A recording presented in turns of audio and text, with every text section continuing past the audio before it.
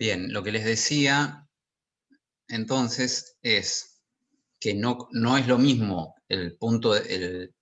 justamente el punto de máximo rendimiento que ocurre cuando la tensión de salida es más grande. En ese punto los transistores donde menos potencia disipan, ¿no? Porque proporcionalmente a la potencia que le estoy entrando a la carga, ¿no? Por eso ahí tengo el rendimiento máximo. Ahora, el peor punto para los transistores es este de acá, y ahí el rendimiento es 50%. Quiere decir que básicamente la mitad de la potencia la estoy entregando a la carga y la mitad la estoy disipando en el transistor, ¿no? Y obviamente el rendimiento cae para tensiones, bueno, esto es potencia, ¿no? Después esto es la potencia que disipan los transistores, que cae para tensiones más chicas, ¿no? Esto es lo bueno, porque si yo trabajo con tensiones chicas, la potencia que disipan los transistores es chica.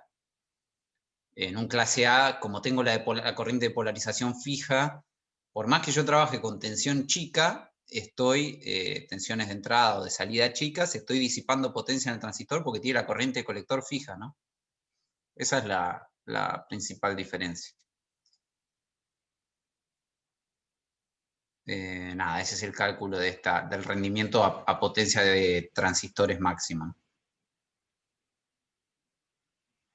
O sea que si yo voy a diseñar este circuito, tengo que tener en cuenta que cada transistor, en el peor caso, va a disipar la mitad de la potencia digamos, agarro la potencia máxima en la carga, que es en este caso, esta potencia, que está acá, 2 veces c cuadrado dividido pi cuadrado RL dividido 2, es lo que tienen que soportar los transistores.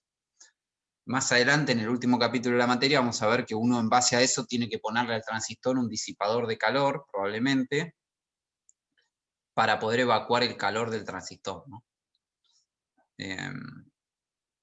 Bien. Nada, esto es un comentario. También se puede hacer con una sola fuente, ¿no? Nosotros lo vimos con 2 fuentes. Puedo hacer un circuito con una sola fuente, y si uno piensa que esa fuente tiene valor 2 veces C y la carga la acopla con un capacitor, nada, es el mismo análisis que vimos, ¿no? No cambia nada, el rendimiento es el mismo, etc. Solo para decir que también lo puedo hacer con una única fuente positiva. Esto como comentario, hay técnicas para tratar de reducir la zona muerta, justamente porque es la desventaja, ¿no? Para eso uno tiene que agregar más cosas al circuito, y hay una técnica que se usa, que se llama una técnica de realimentación negativa, que básicamente lo que hace es, usa un amplificador a la entrada, en lugar de conectar la señal derecho acá, pongo un amplificador, como vimos en el capítulo 2, diferencial, en el sentido de que tengo 2 entradas, una positiva y una negativa, y amplifico la diferencia. ¿Está bien? ¿Se acuerdan que eso lo vimos en el capítulo 2? Después vamos a ver operacionales, ustedes ya vieron algo, pero en el próximo capítulo vamos a ver más detalles de amplificadores operacionales. Por ahora lo único que me interesa es que pongo un amplificador diferencial, y la señal, en lugar de conectarla acá, la conecto a la pata positiva del amplificador diferencial, y la pata negativa, fíjense, la conecto a la salida. Entonces, ¿qué me hace este amplificador? Y este amplificador tiene una ganancia muy grande, ¿no? Como saben, tienen los operacionales. Básicamente, si la entrada es igual a la salida, acuérdense que un amplificador diferencial me amplifica la diferencia. O sea que si esta salida es igual, si fuera que la salida es igual a la entrada, como nosotros queremos, prácticamente acá la salida es casi nada, porque la diferencia, esto es BI más, bueno, algún error, digamos, llamémosle así. Esta salida es muy chiquita. Ahora, cuando esté en la zona de cruce por cero, de repente esta diferencia se me va a aumentar, ¿está bien? Porque la salida no sigue a la entrada por el efecto de cruce por cero que tiene esta etapa. Entonces ahí este amplificador aumenta la señal como para, digamos, lo estoy explicando intuitivamente, ¿no? Aumenta la señal como para salir de la zona de cruce por cero. Nada, esto es para que vean que hay técnicas para sacarme o tratar de corregir ese problema. Básicamente, cuando esa diferencia existe por el cruce por cero entre la entrada y la salida, como el amplificador gana mucho, amplifica la señal y sale del cruce por cero. Entonces puedo achicar, si uno analiza, ahora después por ahí lo vemos en el simulador, si uno analiza ahora cuánto se reduce esa zona muerta, está relacionado con la ganancia del amplificador, y si esa ganancia es grande, casi la puedo hacer desaparecer, ¿no? A costa de incorporar más elementos a mi circuito, ¿no? Es decir, puedo sacarme de encima el efecto del cruce por cero con alguna de estas técnicas. No vamos a dar más teoría por hoy, quiero mostrarles analizar la potencia del clase B en el simulador, y la clase que viene seguimos con el clase AB. Fíjense, esta es la etapa entonces clase B. Tenemos la configuración esta push-pull con un NPN y un PNP, ¿está bien? Que en cada semiciclo va a trabajar uno, veamos primero eso. Fíjense, primero, tensión de entrada, la voy a bajar un poquito, está un poco alta, después la subimos. Vamos a ponerle 10 volts.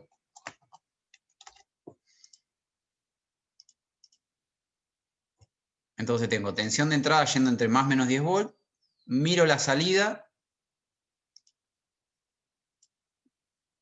y veo claramente, fíjense, el efecto del cruce por cero, ¿no? La salida, cuando cruza por cero, ninguno de los dos transistores está en su zona activa, están cortados los dos, y entonces la salida se me clava en cero, ¿no? Y eso claramente va a tener distorsión. Si miro la corriente de colector, por ejemplo, del de arriba, lo voy a comparar acá con la tensión de salida, supónganse. Fíjense, en rojo la corriente de colector, ¿no? Como esperábamos, el transistor de arriba está circulando únicamente durante el semiciclo positivo.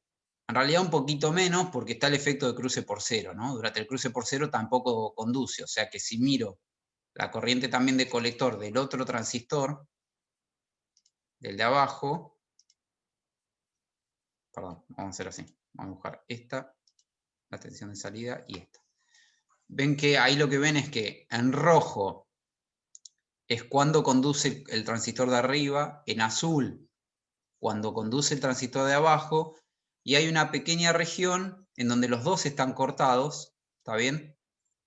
Que ninguno de los dos conduce, y eso me produce la zona muerta.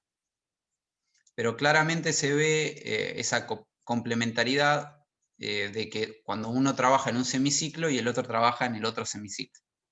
¿Está bien?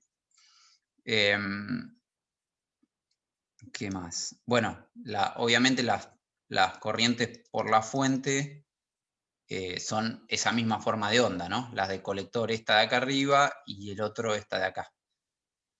Y ahí ven la simetría del circuito, ¿no? Si vemos la potencia, lo voy a poner a potencia a amplitud máxima. Fíjense, y otra vez podemos hacer la misma cuenta, ¿no?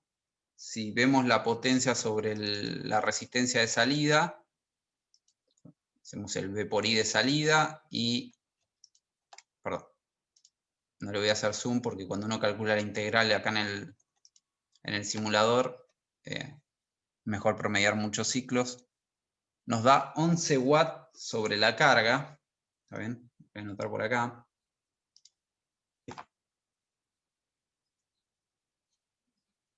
La potencia sobre la carga nos da, vamos a redondear, 11.9 watts.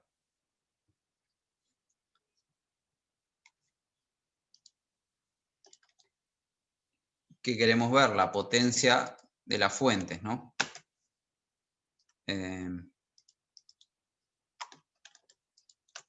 Esta es simétrica, así que directamente podemos medir una. O sea, la potencia de B1 es 8 watts, negativo porque potencia entregada, o sea que la potencia total entregada por las fuentes más o menos son 16 watts, ¿no? La potencia entregada por las dos fuentes. Bueno, con eso ya puedo calcular el rendimiento. No sé si alguien me hace la cuenta ahí de 11,9 watts dividido los 16 watts que está entregando la fuente. 74,3%. 74,3%, bastante cercano al rendimiento máximo, ¿no? Para todas las cosas que despreciamos en el análisis simplificado, bastante cercano al 78,5% teórico, ¿no? Donde habíamos despreciado los cruces por cero, etc. Pero bueno, se ve acá claramente, ¿no? Quiere decir que el resto, este 20 y pico % es lo que están disipando, despreciando otra vez. Si uno desprecia la potencia de esta fuente, la potencia B2 la consideramos poquita, el resto lo está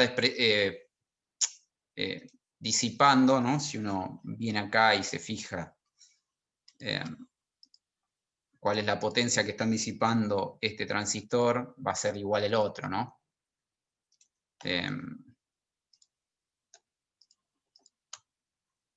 2 watts, ¿no? 2 watts este transistor y más o menos 2 watts el otro, son 8 watts, es del orden más o menos de, perdón, 4 watts, dije cualquier cosa. Es más o menos la diferencia que hay entre los 12 watts de la carga y los 16 watts de las fuentes, ¿no? Porque esta es muy chiquita, la de la fuente de señal. Así que fíjense, efectivamente aumentamos el rendimiento un montón, ¿no? Antes creo que en el clase A que vimos también estaba disipando 2 watts el transistor, pero a la carga le estábamos entregando del mismo orden. Acá la carga está consumiendo 12 watts, ¿no? Y el transistor disipa 2 watts cada uno. Ya un rendimiento más razonable, ¿no? ¿Alguna pregunta de esto?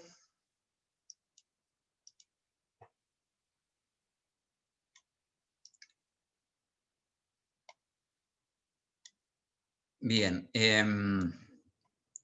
Déjenme ver si tengo armado acá, creo que lo tenía, ese que les mostraba para corregir el clase B que se llama realimentado, ¿no? Fíjense, acá lo que tengo armado es arriba el clase B, simple, con la fuente de señal conectada a la base, y acá con la misma fuente, en lugar de conectarla derecho a la base, le puse este amplificador diferencial que tiene, es un amplificador ideal de muchísima ganancia, ¿no? Y entonces básicamente lo que hace el amplificador diferencial es comparar la entrada con la salida.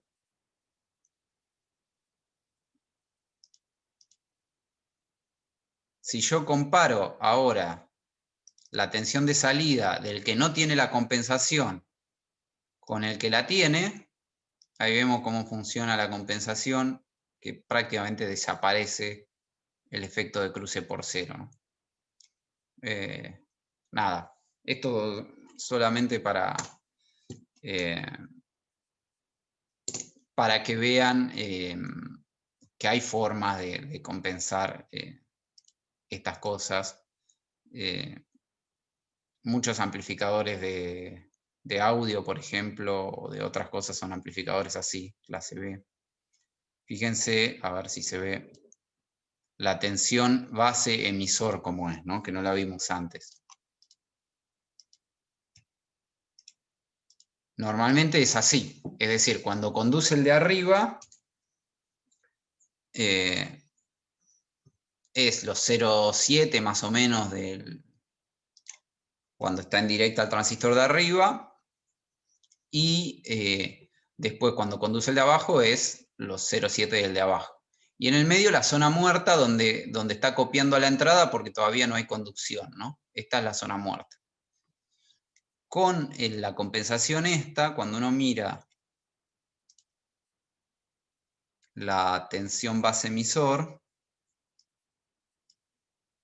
lo que uno ve es que el efecto del amplificador es hacer crecer rápido, pasar la tensión base emisor rápido entre un intervalo y el otro, en lugar de que crezca con la salida, ¿no? Porque el transistor aumenta rápido la tensión ahí, porque ahí hay una diferencia grande, y como hay una diferencia grande, la diferencia entre entrada y salida del amplificador se hace grande, y ahí como gana mucho y la diferencia ahí es grande, pega el salto rápido, ¿no? Fíjense que en definitiva, si uno mira la tensión acá de entrada, es como que me la deformó para que cuando pase por el amplificador que tiene su distorsión, salga bien a la salida, ¿no? Ese es el efecto de la realimentación del amplificador, y con eso logro que a la salida tenga una buena señal sinusoidal.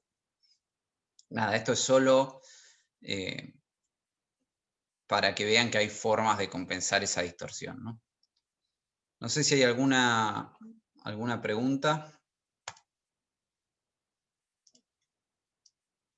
Si no, dejamos esta clase por acá, paro de grabar.